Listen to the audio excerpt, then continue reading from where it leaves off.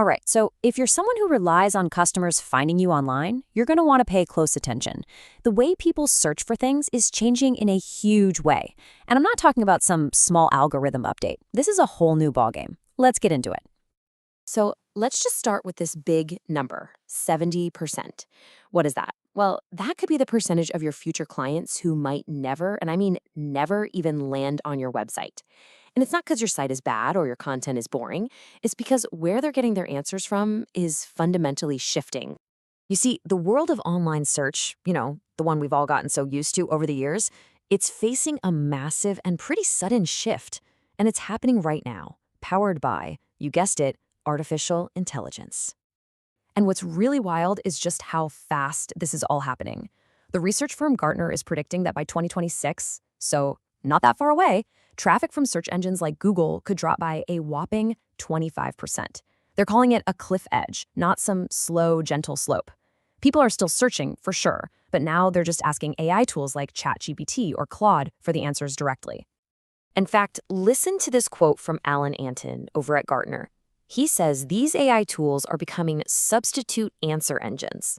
They don't just hand you a list of links anymore. No, they often give you the complete answer right there in the chat. And that means people have absolutely no reason to click through to your website.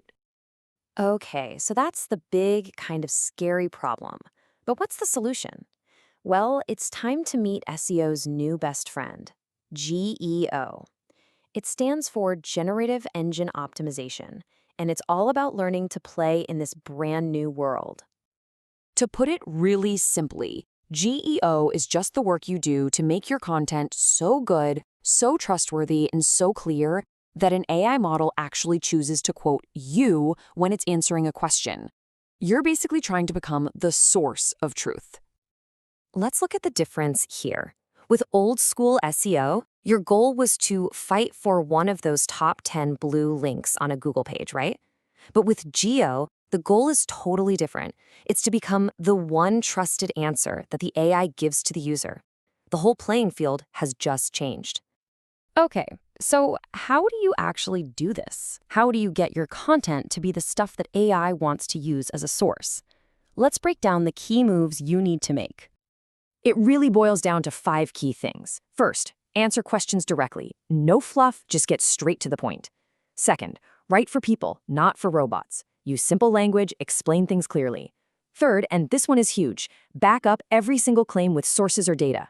AI has a pretty good BS detector. Fourth, keep your content fresh and show that you're an expert.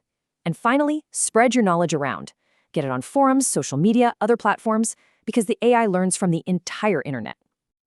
Now, I know that might sound like a lot, but you can absolutely start right away. So let's break it down into a really simple, actionable plan that you can literally start putting into practice today.